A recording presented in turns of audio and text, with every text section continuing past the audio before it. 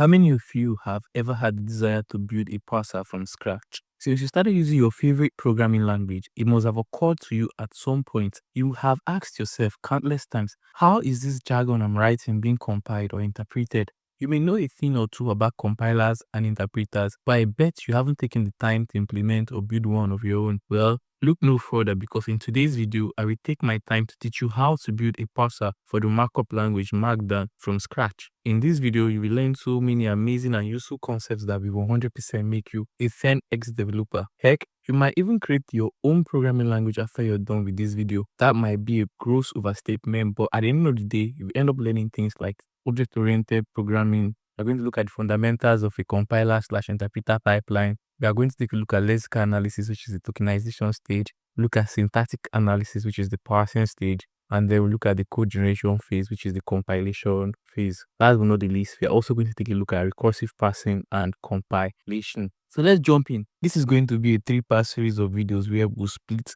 each individual section of the compiler into its own video. The tokenizer will have its own video, being this video. The parser will have its own video, and then the compiler, which is the code generator, will also have its own video. So let's start with the tokenizer. Let's create a type, token type, which will be a union type of a heading, a paragraph, new line, text, and space. Next, I'll create an interface token, which will serve as interface for valid tokens. It will have a type property, which will be a token type. It will also have a value property, which is a string. To have an optional level property, which is a number, an optional auth property, which is a string, an optional URL property, which is a string. It will also have an optional index property, which is a string. This is supposed to be a number, and this is a bug that we are going to have to sort out later, okay? This interface will represent an identified token, while the token type is pretty much self-explanatory. Next, I will define an interface, AST node, which will represent an identified node. It will have a type property, which is of token type. It will have a children property, which is an array of AST nodes. So have an optional value property, which is a string, a level property, which is a string. It will also have another optional auth property, which is a string, an optional index property, which is a string, and finally to have an optional lang property, which is also a string. We need to implement a tokenizer, and it is the job of the tokenizer to go over the text string we want to parse and identify meaningful tokens inside it. Imagine you have a long piece of text, like a sentence or a paragraph. The tokenizer is like a specialized reader that goes through this text and breaks it down into individual meaningful words or chunks. These chunks aren't English words, rather they are defined by specific rules, and in programming we call these chunks tokens. So here's how the tokenizer works. We are going to look at the basic algorithm for the tokenizer. For the algorithm, we are going to first start an empty list called tokens, and this is where we'll store all the identified tokens. Then we'll set a position pointer to the beginning of the input string. I'm going to create a predefined list of patterns for the type of elements you want to recognize. Each pattern consists of a regular expression, the search rule to find the elements, a token type, which is what to call this element if it is found. Example might be heading, ink, or text. An optional handler function, a small piece of code that will extract specific details from the match text, like the heading level or a link's URL, and put them into the tokens. Then we are going to keep looping as long as the position pointer has not reached the end of the input string. Inside the loop, for the current position, we are going to try to match each predefined pattern against the remaining part of the input string, starting exactly at the position. Then we are going to reset the RegEx internal last index before each attempt to ensure it always starts matching from the correct spot. If a pattern successfully matches the current position, we are going to get the full text that was matched. Use the optional handler function if it exists to extract any special data for this type of token.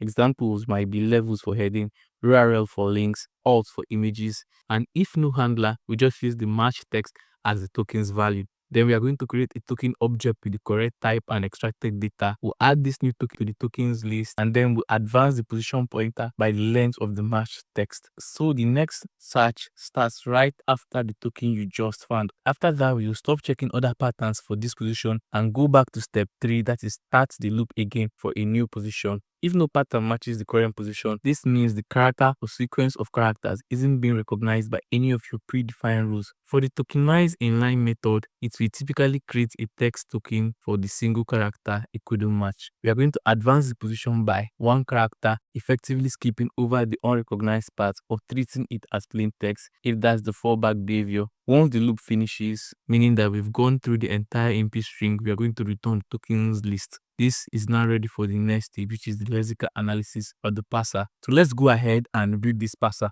I will create a class Tokenizer, and inside this class, I will define a tokenized function that accepts an input, which is a string. It returns an array of tokens. Don't worry much, I will fix this bug shortly. Inside the function, I will create a variable tokens, which will be an array of tokens. All identified tokens are stored inside this array. I will create a variable POS, which will be equal to 0. It will serve as a cursor that will go over the text and identify tokens. I will create a variable block pattern, which will be an array of tuples. The first item will be a regular expression. The second item will be the type for the token, and the third item will be an optional function. And the first item inside this array will be a tuple. The first item inside that tuple will be a regular expression that matches a markdown heading. The second item, which is the type, will be heading, and the last item will be a function that accepts a match, which is a string. As inside it, we are going to return an object, the value property that will match the actual heading, and the level property that replaces the number of heading for that particular heading element.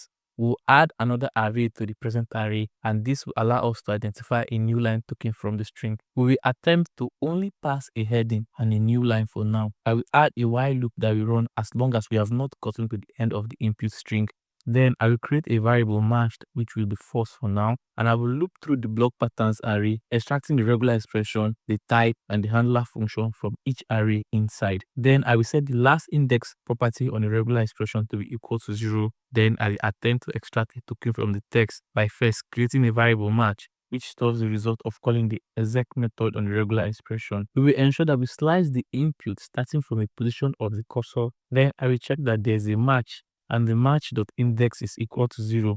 If this is the case, I will create a token data variable, and the value of this variable will be conditional. First, we check if the handler function exists, and if it does, I will call the handler function with the result of the match. But if the handler does not exist, then the token data will be equal to an object with the value property, whose value will be the first item in the match array, and this stores the values that were matched against the regular expression. Then I will push the token inside the tokens array and increment the POS, which is the cursor, by the length of the matched item. Then I'm going to set match to true and break out of this inner for loop. After the for loop, we will just increment the cursor by 1 if there is no match. And after the while loop, I will return the tokens array. This tokenizer is responsible for block level tokenization. The method tokenize focuses on identifying larger structural pieces of text like entire headings, links, or images. It processes these blocks line by line or by significant patterns. It uses a predefined rule, each containing a regular expression, and when it finds a match, it grabs a chunk of text. It determines its type, which might be heading or links, and extracts any specific information related to it, like the heading level or the link's URL. Then it moves past the matched chunk and continues searching in the rest of the text. So let's test this class out by creating a variable tokenizer, which stores the result of